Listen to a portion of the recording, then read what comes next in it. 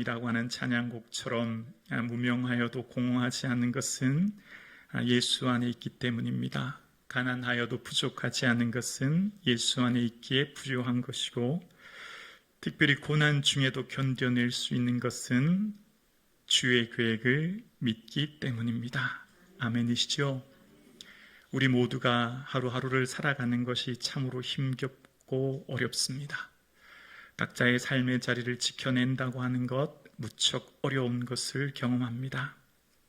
이런 삶의 자리 가운데 하루하루 버텨낼 수 있는 힘, 어쩌면 우리가 너무 무능하고 무지하기에 오직 주의 도우심이 있어야 하죠. 그리고 특별히 우리가 삶을 대하는 자세가 필요한데요.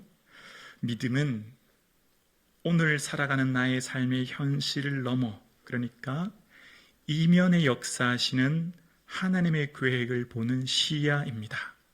믿음은 지금 내 눈앞에 펼쳐진 사건과 환경, 그 너머에 배후에 역사하시는 하나님의 크신 계획을 보는 시야입니다. 우리는 단순히 사건만을 보지 않습니다. 우리는 단순히 환경만을 보지 않아요. 그 사건 이면을 통해 이끄시는 하나님의 계획을 봅니다. 그래서 우리는 믿음으로 행하고 보는 것으로 행하지 아니한다라고 하는 고린도후서 5장 7절의 사도 바울의 고백처럼 우리의 삶의 기준은 보는 것이 아니라 믿음이요, 우리는 믿음으로 우리의 삶을 살아가는 줄로 믿습니다. 오늘 본문은 사도 바울에 대한 이야기인데요. 먼저 지난 사도 바울의 삶의 여정을 살펴보면 어떻게 사도 바울은 이렇게 불평 한마디 하지 않지? 사도 바울은 어떻게 자기를 향해 모함하고 죽이려는 사람한테 복수하려고 하지 않지? 그런 마음이 들지 않습니까? 여러분 어떻습니까? 사도 바울이 처음 하나님 부르심 받은 다메섹 도상 이후에 지금까지 얼마나 어려움을 겪었는지 몰라요. 처음 부름 받을 때부터 도착한 이 다메섹 성에서요, 사람들이 바울을 죽이려고 해요. 그래서 밤에 강줄이 타고 내려와서 몰래 도망가거든요. 그래서 230km가 넘는 먼 예루살렘까지 왔어요. 이번에 또 왔더니 사람들이 또 바울을 모함하고 죽이려고 합니다. 그게 끝이 아니잖아요. 주님의 일을 하는데 바울은 늘 모함하고 시기하고 박해하고요. 사람들이 돌을 던져 심지어는 죽은 것처럼 되어서 성 밖으로 내던져지기도 하고요. 아시는 것처럼 바울을 죽이려고자 하는 사람들이 40명이 넘었어요. 여러분 한번 생각해 보세요. 누군가 전화기로 너 이제 내가 죽일 거야, 이런 말 한번 들었다고 생각해 보세요. 끔찍하지 않아요? 잠이 안 올걸요? 다음날 길거리 가려면 두려울걸요? 이런 말을 한마디만 들어도 마음이 너무 괴로운데 바울은요, 늘 죽이려고 하는 암살의 위협, 비방, 시기, 어떻게 견뎠을까? 목사님, 바울은 우리하고 믿음이 다르니까, 차원이 다르니까 견뎠겠죠. 아니요, 바울도 우리가 똑같은 사람이죠. 바울도 우리와 똑같이 곧 아플 때 아픔을 느끼는, 배고플 때 배고픔을 느끼는 사람이죠. 그래서 바울은 힘에 겨워 살 소망까지 끊어졌다라고 고린도후서에 말하지 않습니까? 너무 힘들었다는 거예요. 주님의 일을 하는데 모든 사람들이 칭찬해주고 격려해주고 인정해주면 그나마 좀 덜 힘들고, 사람들의 박수를 받으면 그나마 좀 위로를 받을 텐데 그런 모습이 잘 등장하지 않아요. 그런데 바울은 지금까지 그 인생을 살펴보면 어디에도 그를 향해 죽이려고 하는 사람을 향해 복수하거나 보복하거나 응징하거나 혹은 하나님 앞에 기도할 때 하나님 저들 좀 심판해 주세요, 그런 기도도 하지 않아요. 오늘도 지금 예루살렘에서 가이사라로 내려와서 이 먼 가이사라에서 죄수 신분으로 백발의 노인이 되어서 서 있습니다. 그럼 여러분, 바울은 아무리 생각해도 죄를 지은 적이 없잖아요. 그럼 어떻습니까? 내 죄에 대해서 나는 무죄합니다, 나를 빨리 석방해 주십시오, 이렇게 얘기해야 되지 않습니까? 근데 지난 시간부터 지금까지 바울의 재판 내용을 보면 바울이 어디에도 나 석방시켜 주십시오, 나는 죄가 없습니다, 이런 얘기도 등장하지 않아요. 바울의 삶의 모습을 보면서 바울은 어떻게 견뎠고 어떻게 지금 내가 살아가고 있는 지금 삶의 자리를 그냥 묵묵히 견딜까? 그 비결이 뭘까? 바울은 하나님이 이끄시는 역사를 본 거예요. 여러분, 우리는 이 세상에 흘러가는 세상의 역사를 봅니다. 대한민국이라고 하는 국가의 역사, 또 성북중앙교회라고 하는 교회의 역사, 또 우리 가정의 역사, 또 개인의 역사, 각각의 역사가 있죠. 이런 역사의 중앙에는 사람들이 그 역사를 이끌고 주관하고 판단하고 모든 것을 계획하는 것처럼 보이죠. 그러나 사람들이 이끌어가는 이런 세속 역사는 그 세속 역사 배후에 흘러가는 하나님의 구속 역사가 있어요. 지금 여러분이 보고 계시는 그 역사, 사람들이 이끌어가는 그 세속의 모든 역사의 배후에는 하나님께서 친히 이끌어가는 구속의 역사가 있는 거예요. 그래서 비록 로마 총독의 악한 동기가 숨겨져 있을지라도 하나님은 그것을 선한 목적으로 사용하시는 분이 하나님이에요. 오히려 하나님은 하나님이 계획하시고 준비하신 하나님의 역사를 하나님이 이끌어 가시는 거예요. 우리 눈으로 보일 때는 사람이 다 하는 것 같아요. 우리 눈으로 볼 때는 사람이 역사를 이끌고 주관하고 계획하고 가는 것 같아요. 그렇지 않아요. 역사의 주관자는 살아계신 하나님이신 줄로 믿습니다. 하나님께서는 사람들을 통하여 역사를 이끌어 가시는데 혹 사람들의 악한 동기마저 하나님의 선한 목적을 위해 사용하십니다. 오늘 본문의 전체 읽었던 앞부분의 줄거리는요, 벨릭스에 이어서 두 번째 총독인 베스도가 부임했는데 부임하자마자 이제 그 지역에 있는 사람들의 마음을 얻고자 해서 자신이 부임받은 로마 총독의 간제가 있는 가이사라에서, 우리로 말하면 인천쯤 됩니다. 항구 도시 가이사라에서 유대인들의 종교와 정치의 중심지인 예루살렘까지 올라가요. 그러니까 우리로 말하면 인천에서 서울로 올라오는 거예요. 서울에 와서 사람들을 불러 모아서 정치 지도자들의 의견을 듣습니다. 신임 총독으로서 어떤 거 도와줄 까 있는지 의견을 묻고 여론을 살핍니다.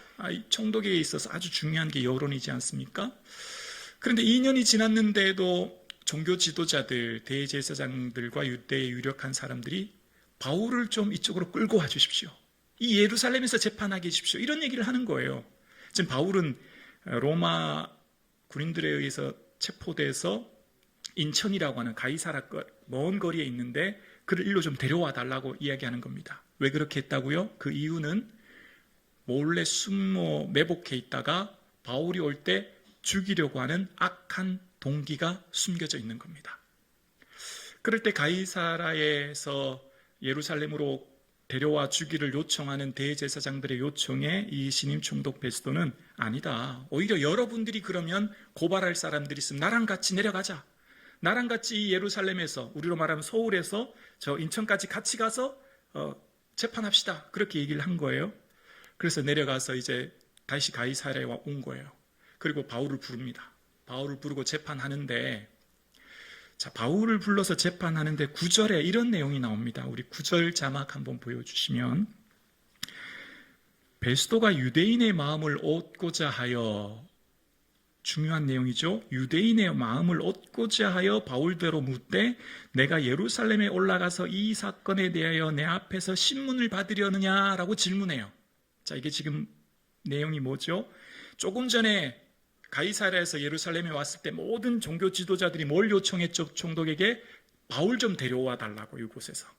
그렇게 요청했기 때문에 이 베스도 총독이 그것을 기억하고, 바울, 너 지금 있는 이곳에서 잊지 말고 저 종교 중심지인 예루살렘으로 올라가겠니? 올라가서 너 재판받을래? 그렇게 묻는 거예요. 근데 그 묻는 의도가 나와요. 의도가. 9절에 뭐라고 하냐면 유대인의 마음을 얻고자 하여라는 거예요. 총독이 유대인의 환심을 살려고, 좋은 인기와 평판을 얻으려고 그렇게 했다라고 기록하고 있어요. 베스도의 악한 동기가 있죠. 모든 유대인들의 좋은 환심을 사려고 바울을 예루살렘으로 다시 데리고 가려고 했던 동기가 나옵니다. 그럴 때 바울은 아니요, 저 예루살렘으로 올라가지 않아도 돼요. 저 괜찮습니다. 저 오히려 황제에게 상수합니다. 그렇게 하는 게 오늘 본문의 내용이에요. 여러분, 오늘 본문에 보면 바울이 나는 율법이나 성전이나 가이사에게 죄를 지은 것이 없습니다. 나를 석방해 주십시오. 이렇게 일반적인 관례인데 그렇게 말하지 않고 오히려 나를 상수합니다. 로마 황제에게 상수합니다. 라고 해서 나는 로마에게 가겠다. 그렇게 하는 내용이 나오는 겁니다. 벨릭스 총독의 악한 동기가 있습니다. 유대인들의 환심을 사고자 하는 거예요. 근데 이것은 베스도 총독만이 아니라 그 앞전 벨릭스 총독도 똑같은 경우가 있었어요. 24장 27절에 보면 이런 내용이 나오는데요. 이때가 지난 후 부르기오 베스도가 벨릭스의 소임을 이어받으니 벨릭스가 유대인의 마음을 얻고자 하여 바울을 구류하여 두니라. 똑같은 내용이 또 나오죠. 벨릭스가 유대인의 마음을 얻고자 해서 바울을 그냥 계속 감금해 두었다는 거예요. 원래는 어떻게 해야 되는데요? 바울이 무죄이기 때문에 석방해 줘야 되는데 바울을 석방해 줬다가는 그 반대 유대인들의 원성을 들을까 해서 재판 결정을 연기했다는 거예요. 벨릭스 총독도 베스도도 다 자기들의 이익을 생각해서 한 결정이에요. 그래서 지금 바울이 구류되어 있고 재판받고 있어요. 그런데 이것은 단순히 총독들의 결정으로 인한 바울의 감금이 아니라 하나님이 바울을 로마로 안전하게 보내기 위한 하나님의 구속사인 줄로 믿습니다. 이제 이 근원이 우리에게 있어야 되는 거예요. 사람들이 이끌어가는 세속 역사의 배후에 하나님이 친히 이끌어가는 구속 역사가 흘러가는 거예요. 그 시야와 눈이 열릴 때 우리의 삶은 화해와 포용과 일치의 삶을 살아내는 거예요. 시야가 바뀌어야 세계관이라고 하는 것은 세계를 보는 관점을 말하죠. 세상을 보는 창문이에요. 그 창문이 바뀌어야 마음의 습관이 바뀌어요. 마음의 습관이 바뀌어야 인생이 바뀌는 거예요. 예수님은 누구 때문에 십자가에 못 박혔죠? 빌라도 총독 때문에. 로마 총독 빌라도가 밀란이 일어날까 해서 죄수인 바나바를 놓아주지 않고 바나바를 십자가에 못 박지 않고 예수님을 십자가에 못 박죠. 로마 역사에 보면, 세속 역사에 보면 예수님을 못 박은 것은 로마 총독 빌라도예요. 그러나 하나님의 역사를 보는 그 사건을 해석한 게 믿음이에요. 믿음은 일어난 내 삶의 사건을 재해석하는 것. 어떻게 해석해죠? 하나님께서 이루시고자 하는 구속의 사건으로 재해석하는 거예요. 하나님 뭘 원하실까? 하나님 이것을 통해 우리에게 뭘 주시려고 하실까를 해석하는 거죠. 그래서 요한은 이 사건을 이렇게 해석해요. 하나님이 세상을 이처럼 사랑하사 독생자를 주셨으니 이는 저를 믿는 자마다 멸망하지 않고 영생을 얻게 하려 하심이라. 이게 요한의 해석이에요. 로마 총독 빌라도가 예수님을 십자가에 못 박혀 죽였습니다 라고 말하지 않아요. 하나님이 우리를 사랑하셨고 그 하나님의 사랑이 당신의 독생자를 내어주셨고 이제 그 예수님 그리스도를 믿는 자마다 구원 얻습니다. 이것이 요한의 해석입니다. 이것이 믿음이에요. 아멘이시죠? 그래요. 이것이 우리의 믿음이에요. 믿음은 사건을 새롭게 해석하여 우리의 시야가 열리게 하고 그래서 우리의 마음의 습관을 바꾸게 하고 우리의 삶의 태도와 모습을 바꾸게 하는 거예요. 그래서 내 삶 가운데 원망과 불평과 복수의 삶에서 자유하게 되는 거예요. 어떻게 해요? 치유와 회복과 포옹의 삶으로 바뀌어지는 거예요. 지금 예루살렘의 가이사랴에서 재판받는 바울이요. 여러분 사도행전의 전체의 흐름 알고 계시죠? 사도행전 8장에 무슨 일이 일어났습니까? 예루살렘 도시 전체에 큰 박해가 일어납니다. 로마로부터 큰 박해가 일어나요. 우리가 생각할 때는 얼마나 큰 고난이요 아픔이요 문제입니까? 왜 예수 잘 믿는 사람들 박해를 일어나게 하십니까? 왜 우리가 주님을 열심히 예배하는데 이렇게 박해로 우리를 저 먼 곳까지 보내십니까? 그게 일반적인 관점이죠. 그러나 믿음의 관점으로 새롭게 해석하면 그때 흩어진 디아스포라들, 그때 흩어진 사람들이 초대교회 씨앗이 되어 들불처럼 전 세계로 퍼지는 거예요. 그래서 생긴 교회가 안디옥 교회예요. 그 대표적인 안디옥 교회가 바울과 바나바를 파송하죠. 아시아와 유럽에 수많은 교회를 세우는 거예요. 이게 믿음이에요. 믿음은 사건을 해석하는 눈이에요. 하나님이 이루시는 구속의 역사로 바라보는 거예요. 사람이 그 일을 했다. 사람이 그 일을 이루었다. 사람이 그 일을 주관하고 있다가 아니에요. 역사의 주관자인 하나님이 그 일을 지금 주관하고 계시고 하나님이 그 사람을 통해 하나님의 뜻을 이루고 계신 줄로 믿습니다. 그것을 바라볼 때 우리의 삶은 하나님이 주시는 자유하는 삶을 살게 되는 거예요. 베스토가 가이사랴에서 통치할 때 아그리빠 왕이 오게 되지요. 그때 아그리빠 왕에게 베스토가 예전에 벨릭스가 잡아둔 바울이라고 하는 사람입니다. 그러면서 내가 이 사람을 어떻게 해야 될지 몰라서 당신께 보고합니다 라고 얘기하는 게 나오는데요. 아그리빠 왕은 헤롯 아그리빠 2세입니다. 그 아버지가 누구냐면 헤롯 아그리빠 1세가 사도행전 12장에 나온 요한의 형제 야고보를 칼로 죽인 사람이고 그 윗대가 아켈레오입니다. 마태복음 22장에 예수님 당시에 등장하는 헤롯 왕이지요. 로마의 역사의 흐름, 로마의 세계의 흐름 속에 하나님의 구속의 역사가 흘러가는 거예요. 그런데 로마의 세계사의 역사는 사람들이 이끌어가는 역사가 아니라 하나님이 계획하시고 준비하시고 이끄시는 역사인 줄로 믿습니다. 그걸 어떻게 알 수 있냐면 구약의 모든 선지자들이 예수님께서 어떻게 오실지, 어디에 오실지에 대한 내용을 얘기할 때 예수님께서는 구약의 선지자들을 통해 미리 예언하셨죠. 700년 전 이사야 선지자를 통해서 주님께서는 처녀의 몸으로 잉태할 것이다. 그 이름을 임마누엘이라고 말씀하셨고, 그리고 예수님이 오시는 그 도시가 베들레헴이라고 이런 것을 호세아 선지자를 통해서 미가 선지자를 통해서 말씀하시죠. 그때 헤롯 왕이 2살 아이의 아이를 죽임으로써 라마에 큰 고통이 있을 것이라고 하는 것을 예레미야 선지자가 예언합니다. 다 주께서 선지자들을 통하여 말씀하신 바를 이루려 하심이라고 마태복음이 이야기합니다. 그러니까 로마의 역사는 로마 황제들이 이룩하는 역사가 아니라 하나님이 계획하시고 준비하는 구속사를 이루는 역사예요. 하나님께서 역사의 주관자이십니다. 보이는 세속의 역사는 그 사건 이면에 보이지 않은 하나님의 구속의 역사를 이끌어 가시는 하나님의 계획입니다. 마치 철도의 두 레일처럼 두 역사의 흐름을 바라볼 수 있는 눈이 있어야 되는 거지요. 지금 내 눈에 보이는 것, 사람이 모든 걸 움직이고 주장하는 것 같지만 그렇지 않아요. 그 사건을 이루시고 인도하시는 분은 살아계신 하나님이신 줄로 믿습니다. 그 하나님이 뭘 원하시고 어떻게 이루어 가시는지를 바라보는 것, 그게 믿음이에요. 그래서 사람들의 세속의 역사 속에 빌라도가 예수님을 십자가에 못 박였다라고 하지만 바울은 예수님께서 우리를 위하여 율법의 저주를 받으시고 우리를 자유하게 하셨다고 고백하는 것처럼 오늘 저와 여러분의 삶은 이 믿음의 눈으로 현재 일어나는 사건 속에 해석할 수 있는 눈이 열릴 수 있기를 주님의 이름으로 축원합니다.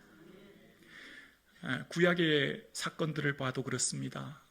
모세가 애굽 왕 바로에게 가서 지금 우리 모든 유대 이스라엘 민족 좀 보내주세요 그랬더니 바로가 막 화가 나가지고 얘들아 저 녀석들이 편해서 그런가 보다. 이제 벽돌을 지을 때 집을 주지 마라. 편해서 아마 저런 얘기하는 것 같아 라고 해서 사람들이 곡초와 구루터기를 지어 죽으면서까지 벽돌을 만들어야 되니까 얼마나 더 힘들어졌어요. 그러니까 사람들이 다 어떻게 하죠? 아론과 모세를 원망해요. 왜 우리 이렇게 힘들게 하냐고. 우리 그동안 잘 살고 있는데 왜 당신이 엉뚱한 얘기해서 우리를 괴롭게 하냐고. 사람들은 지금 이 일어난 사건을 다 누구 원망하죠? 사람 원망해요. 그게 사람이 한 일일까요? 아니죠. 하나님이 하시는 거예요. 그래서 그 사건에 대해서 하나님께서는 출애굽기에 누누이 말씀하시는 게 있어요.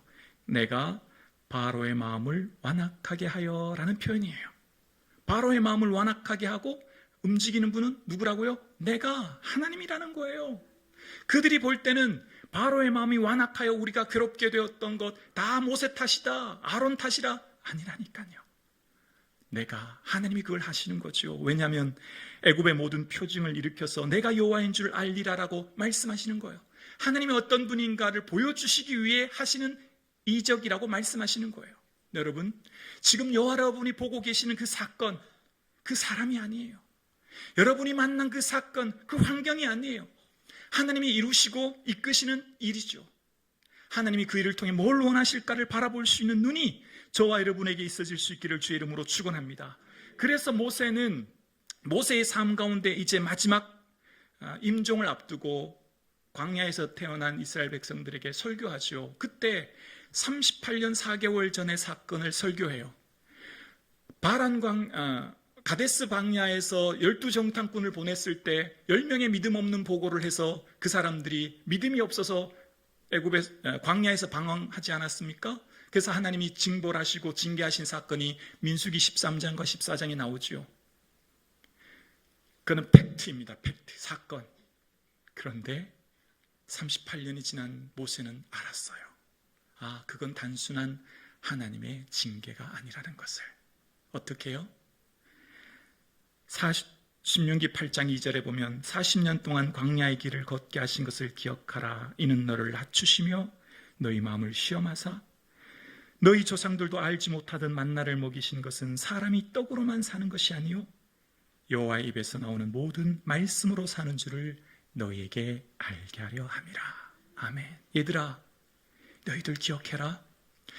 38년 전 너희들 조상들이 광야를 방황한 것, 하나님이 너희들 인생에 가장 중요한 것은 떡이 아니요 말씀이라는 것을 깨닫게 하기 위해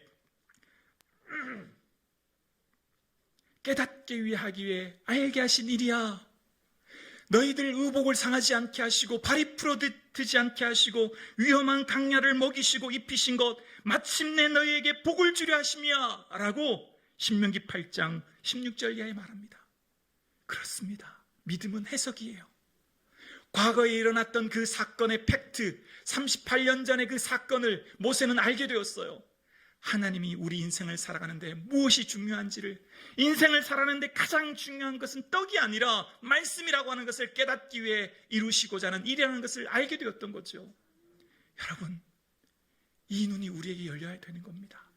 만약 지금 내가 일어나는 일들 속에 사람과 환경만 탓한다면 우리는 오히려 시간만 낭비하며 허탄한 시간을 보낼 뿐이에요. 아니에요. 하나님은 그 일을 통해서 내게 더 큰 하나님의 계획하심과 기대를 통해 주의 뜻을 이루고 계신 줄로 믿습니다. 그래서 바울은요, 단 한마디도 불평하지 않아요. 원망하지 않아요. 복수하려고도 하지 않아요. 지금 내가 걸어가는 길이 답답하고 이해되지 않고 다 해석되지 않은 지금의 현실 가운데 있지만 하나님이 일하신다. 하나님이 하고 계신다. 내 생각보다 더 크신 하나님의 계획이 나를 통해 이끌어 가신다는 이 고백이 바울에게는 있었고